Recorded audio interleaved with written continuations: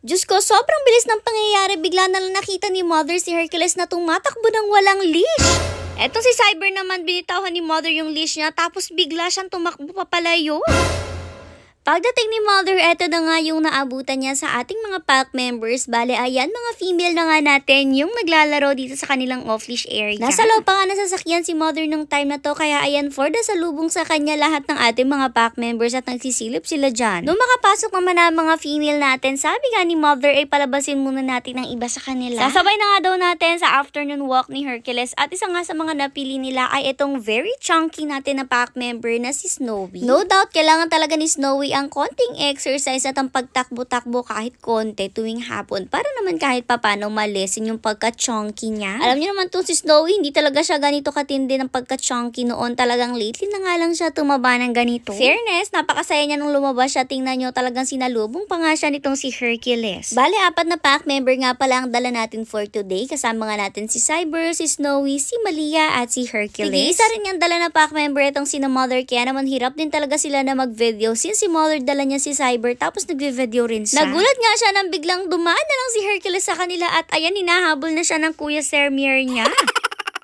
Nakawala pala itong si Hercules at ito nga yung kuha sa CCTV. Bale, una nga dumaan si Mother dyan, nagtakbo-takbo sila. Tapos bigla na lang sumulpot si Hercules na hinahabol na ng Kuya Sermier niya.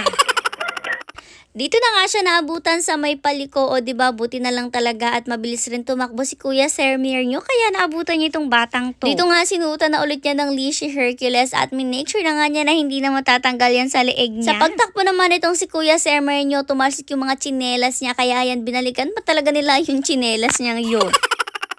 For the takbo kasi nang mabilis talaga siya, kaya naman yung tsinelas niya, tinalsik na rin talaga niya para nga lang mahabol niya itong si Hercules. Pero sabi ko nga, kung sakasakali naman na si Hercules ay hindi niya mahabol agad, alam ko naman talaga kung saan pupunta ang batang yan. Doon lang talaga sa mga usual spots na pinupuntahan nila sa afternoon walk nila. Sure naman ako na doon lang din talaga yung punta niya. At sabi ko nga siguro naman kanina, hindi alam ni Hercules nakawala pala siya. Kala niya siguro nakatali rin siya tapos hila-hila niya yung kanyang kuya, kaya naman ang bilis din ng takbo niya. Kumbaga para pagsabayan lang siya kina Malia, kina Snowy at kina Cyber, pero hindi niya alam ay alpas pala siya. Anyways, naiwan na nga itong si Cyber at si Mother nung time na to, kaya ayan, for the run din nga sila para makahabol sila dun sa tatlo. After nun, diretso na nga sila dito sa may gilid, tapos dumidiretso na rin sila dun sa may tubuhan. O diba, parang adventure na rin talaga ng pack members tuwing lumalabas sila at pumupunta sila dito. Tuwan-tuwa naman dito guys, itong si Cyber talaga, since naalala nyo naman na kinikwento ko sa inyo palagi noon. Nalumaki talaga si Cyber sa outside world. Although, syempre, taong bahay siya palagi, pero maladalas kasi talaga siya lumalabas sa isang araw. Si Cyber din nga, sa labas talaga siya nagpapati, tapos talaga nagra-run pa kami ng malayo para makarating nga dito sa may pagubatan kung saan siya nagpapati. Naalala ko nga nun, may tindahan pa kami, tapos kakabukas pa lang namin ng tindahan. Diyos ko, talagang kukulitin ka na nitong si Cyber. Bale, ang gagawin nga niya, sisigaw-sigaw yan, tatahol-tahol, para nagsasabi nga siya na gusto nga niyan lumabas. At sinasabi ko sa inyo, talagang hindi ka titigilan yan hanggat hindi mo siya pinalalabas talaga. Pag lumabas naman siya, sigurado naman na magpapati yan, tapos syempre makikipaglaro rin nga siya sa mga baka at saka sa mga kambing na nakikita niya sa paligid. Actually, isa nga yun sa dahilan kung bakit inumpisahan na natin na ilagyan ng leash itong si Cyber. Dati kasi ito yung lalabas si Mother, si Cyber off leash talaga siya, since itong si Cyber naman trained naman siya. Bale, pag lumabas nga sila, susunod nga lang siya kay Mother, tapos kung mapalayo man siya kay Mother, isang imik nga lang ni Mother ng Cyber cam ay talagang tatakbo na siya papalapit kay Mother. Siguro ganun nga siya hanggang pa 6 months niya, kung di ako nagkakamali. Tapos nung medyo lumalaki na kasi talaga siya, parang nang-realize niya na pwede niya palang laruin yung mga baka tapos yung mga kambing. Bale, ginagawa nga niya sa baka, nagpapahabol siya, lalapit siya, tapos paghahabulin na siya, tatakbo na nga siya palayo. Tapos syempre natatakot naman rin si Mother kasi nga syempre baka maya-maya kung di man masuwag, baka masipa nga itong si Cyber. Syempre delikado yun, kahit sabihin nyo na nakikipaglaro lang si Cyber, baka maya-maya masaktan siya. Tapos kapag nakikipaglaro na nga siya sa baka, hindi na siya nakikinig kay Mother, kaya naman napagdesisyon na namin na lagyan na siya ng leash. Which is tama rin naman kasi alam niyo naman na ang isang responsible na fur parent ay palagi nakaleash ang kanyang fur baby. Para sa safety ng ibang animals na nasa paligid ng fur baby niya, syempre para sa safety na rin ng kanyang fur baby. Anyways, ayan, nung mapagod na nga silang lahat for the uwi na rin nga sila, at alam ko mostly POV nitong si Cyber ang nakikita niyo since si Mother nga yung nagve-video. Madalas na rin nga pala namin tong ginagawa ngayon, yung paglabas ni Hercules, marami siyang kasamang pack members para naman may chance rin yung pack members natin